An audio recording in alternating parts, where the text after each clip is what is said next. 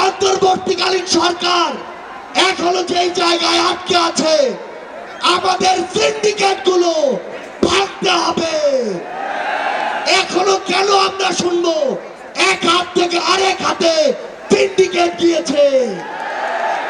তাহলে আপনারা আপনাদের জায়গা থেকে কি অ্যাকশন নিচ্ছেন?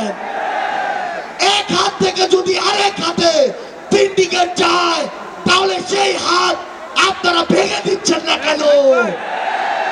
আমরা অন্তর্বর্তীকালীন সরকারকে আরেকটি স্পষ্ট আহ্বান জানাতে চাই, সেটি হচ্ছে আমাদের এই বাংলাদেশ সকল দেশের সাথে বন্ধুত্বপূর্ণ পররাষ্ট্র নীতিতে যাবে, কিন্তু সেই বন্ধুত্বপূর্ণ পররাষ্ট্র নীতির সুযোগে কেউ যদি মাথায় উঠে বসে, আমরা তাকে মাথা থেকে মাটিতে ফেলে দিতে বিন্দু মাত্র দ্বিধা করব না।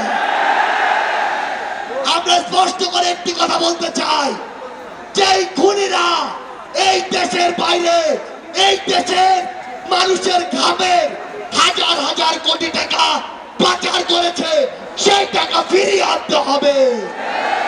আমরা স্পষ্ট করে বলতে চাই, ওই গোপালগঞ্জে যে খুনির দোসররা এখনো ঘাপটি মেরে আছে, তাদেরকে আইনের আওতায় বিচার করতে হবে।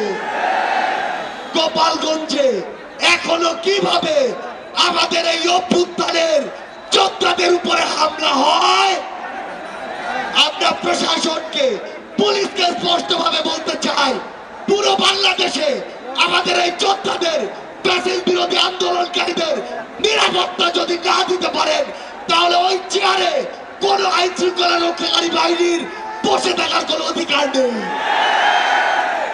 আমরা স্পষ্ট করে শুধু একটি কথাই বলতে চাই, আমরা এই অন্তর্বর্তীকালীন সরকারের কাছে আমরা এই গণহত্যার বিচার চাই।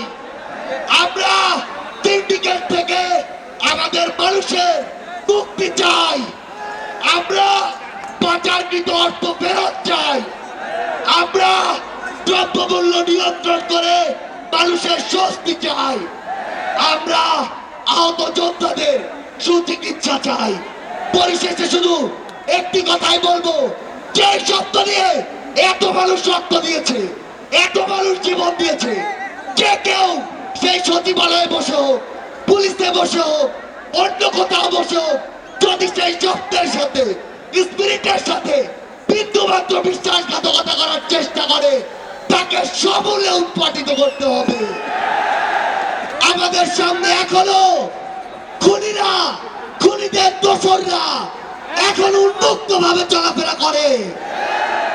যারা আমাদের ভাইদের হত্যা করেছে, ওই ছাত্রলীগ, যুবলীগ, আওয়ামী লীগের সন্ত্রাসীরা, তারা এখনো বিভিন্ন দিক থেকে আমাদেরকে দেখে আর মুচকি হাসে।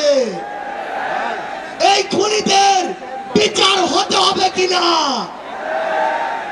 আমার যারা আহত যোদ্ধা রয়েছে, শহীদ পরিবার রয়েছে, তাদের এই খুনের বিচার হতে হবে কিনা, আমরা অবিলম্বে অন্তর্বর্তীকালীন সরকারকে একটি আহ্বান জানাতে চাই। আমরা যদি আমাদের এই শহীদ ভাইদের রক্তের বিচার না করতে পারি, আমরা কখনো নিজেদেরকে মাফ করতে পারবো না।